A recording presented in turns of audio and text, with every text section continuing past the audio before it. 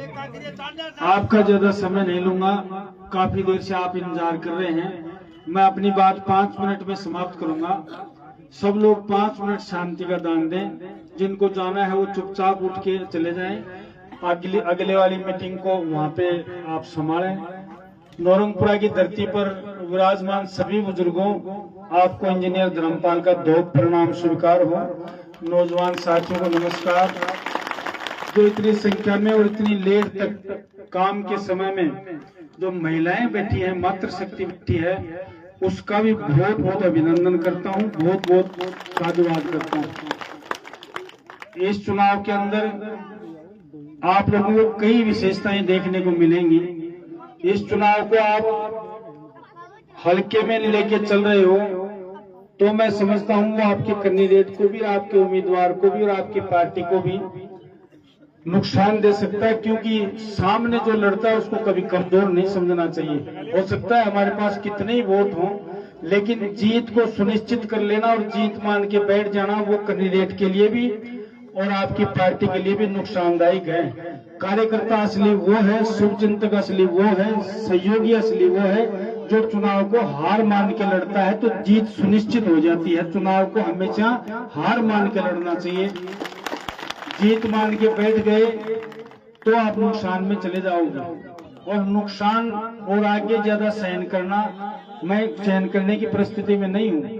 मैं आप लोगों से एक बात, सारी बात उसी बात में आ जाएंगी जो कह देता हूं, कह रहा हूं आपसे कि इस बार आप मतदान नहीं कर रहे हो। मतदान तो आप पंच का भी करते हो, सरपंच का भी करते हो, डेलीगेट का, जिला पार्षद का, एमएलए का, एमपी का।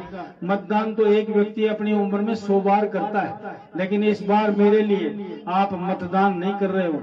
आप मतदान नहीं कर रहे हो, ये मेरे को जीवन दान दे रहे हो अगर आप लोग मतदान करते हो। संघर्ष बहुत लंबा हो गया है। 20 वर्ष एमएलए के चुनाव लड़ना, वो भी 4-4 चुनाव लड़ना, एक प्रधान का चुनाव लड़ना और उसमें पराजय का सामना करना, विजय श्री नहीं मिलना। उस व्यक्ति से पूछिए जो इतने संघर्ष से गुजर रहा है।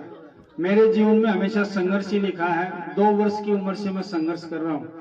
जब स्वर्गीय राम कुमार जी इस अन्याय अत्याचार के खिलाफ लड़ते हुए शहीद हुए थे, जब मेरी उम्र मात्र 2 वर्ष की थी। संघर्ष करने की मुझे आदत है और मेरे जीवन में वो चीज शामिल है। मेरी जगह और कोई होता तो मैं समझता हूँ इस धरती पे नहीं मिलता, लेकिन वो खून मेरी रगों में है, वो संघर्ष का खून मेरे शरीर में दौड़ता है, इसलिए मैं कभी संघर्ष से घबराता नहीं है। कई लोग अचंभा करते हैं कि आप लोग इतने वर्ष तक कैसे संघर्ष कर पाए हो। दिल्ली में भी ये बात चलती है, जयपुर में भी ये बात चलती है, वरना 1-2 हार सरपंच की मिल जाए तो वही गांव छोड़ देता है। लेकिन उसमें भी एक वजह है, जब जब हमें पराजय का सामना करना पड़ा, जब जब हम विजय श्री नहीं मिली, तब तब खेतड़ी की जनता ने आके हमको संभाला और संबल दिया। और पिछला चुनाव हम थोड़े से वोटों से हार गए थे, उसके बाद में चौथा चुनाव हारने के बाद में जो निराशा के बादल छा गए थे जीवन में, घनघोर निराशा हो गई थी। जब इस खेतड़ी की जनता, बुजुर्ग और नौजवान ने एक स्वर में कहा था कि हम आपके पीछे खड़े हैं, आपको घबराने की जरूरत नहीं है। और चुनाव हारने के बाद में जो मेरा सम्मान इस खेतड़ी में हुआ, पूरे राजस्थान में किसी नेता का सम्मान नहीं हुआ। और आपको जब जब मैंने याद किया है, जब जब मुझे जरूरत हुई है, मैंने 5000 की उम्मीद की तो आप 25,000 की संख्या में वहां उपस्थित हुए हो। ये मेरी शक्ति है, मैं इस शक्ति से लड़ता हूँ। वरना इंसान टूटता जरूर है, लेकिन जब जब निराशा आती है आप पीठ पे खड़े रहते हो। नौजवान कंधे से कंधा मिलाकर उत्साह देता है, बुजुर्ग दोनों हाथ उठा के आशीर्वाद देता है, जब हमें लड़ने की शक्ति मिलती है, और उसी शक्ति से हम दोबारा लड़ने के लिए खड़े हो जाते हैं।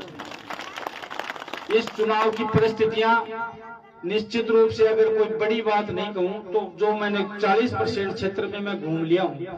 40% एरिया मेरा कवर हो चुका है, आधा एरिया बच रहा है। उसका 40% जो क्षेत्र में मैं घूमा हूं, उसका मूड मैं आप लोगों को बता सकता हूं। उसका मूड ये है कि इस बार खेतड़ी की जीत राजस्थान की 10 जो सबसे बड़ी जीत होंगी उनमें शामिल होगी।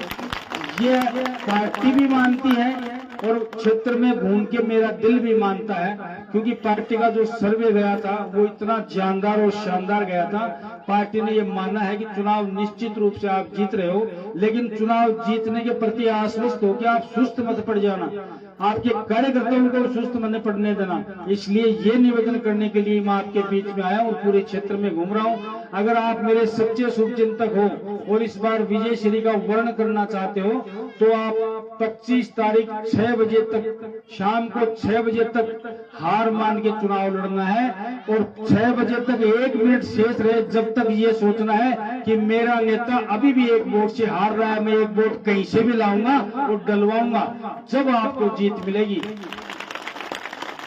और सामने जो उम्मीदवार हैं, मैं संस्कारी व्यक्ति हूँ, किसी नेता की कभी बुराई नहीं करता हूँ। हम डॉक्टर साहब और हम आमने सामने लड़ते हैं, लेकिन कुछ बातें करने के बजाय व्यक्तिगत बातें हम लोग कभी नहीं करते। और नेता भी हैं, कई लोग इतने स्तर से नीचे आ जाते हैं जो राजनीति में वो लोग फिट ही नहीं है, राजनीति उनका कैडर ही नहीं है, राजनीति उनके स्वभाव में ही नहीं है, राजनीति उनके खानदान में नहीं है। व्यक्ति की बुराई करने से कोई बुरा नहीं होता और बुराई करने से कोई बड़ा आदमी नहीं बनता, अपने कर्मों से बनता है आदमी, बड़ा आदमी बनता है। इसलिए मैं किसी को बुरा कहूं तो वो बुरा नहीं होता, वो अच्छे कर्म करेगा तो अच्छा ही रहेगा।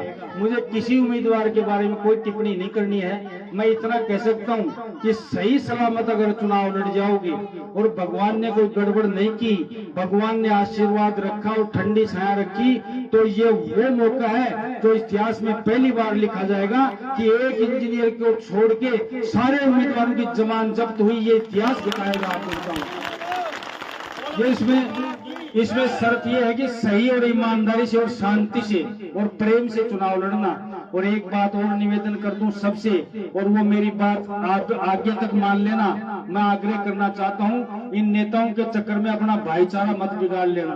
राजनेता अपने स्वार्थ के लिए आपको लड़ाएंगे, धर्म को धर्म से लड़ा देते हैं, जाति को जाति से लड़ाते हैं, परिवार को परिवार से और भाई को भाई से लड़ाने तक भी नहीं चूकते हैं। लेकिन नेताओं के जो लिए संबंध खराब करता है वो समझदार मतदाता नहीं होता।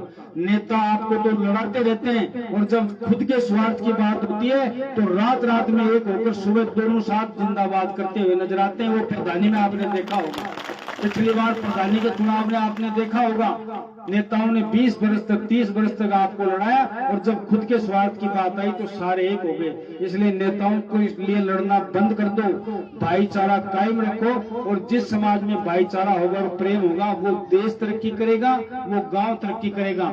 मुझे नौजवानों से भी यही कहना है कि संस्कारी बनो, शिक्षित बनो और संगठित रहो। सब लोग अगर समाज में ऐसा ढांचा रहेगा तो ये देश भी तरक्की करेगा। पुनः एक बार मेरा मान किया, सम्मान किया है, और चौथू जी के परिवार ने जो आर्थिक सहयोग भी किया है उसके लिए मैं और मेरा परिवार आपका सदा ऋणी रहेगा। और इस गांव के लिए मुझसे जितना बन पड़ेगा, जो बन पड़ेगा, अच्छे से अच्छा करके आपको दिखाएंगे। अगर आप लोगों ने मौका दिया तो आपको कोई शिकायत नहीं आने देंगे। इसलिए आशा करता हूं कि पूरे गांव का आशीर्वाद मुझ पे बनेगा, नौजवानों का सहयोग मुझे मिलेगा, माताओं बहनों का भी आशीर्वाद मुझे मिलेगा। इसी आशा विश्वास के साथ मैं अपनी बात समाप्त करता हूं।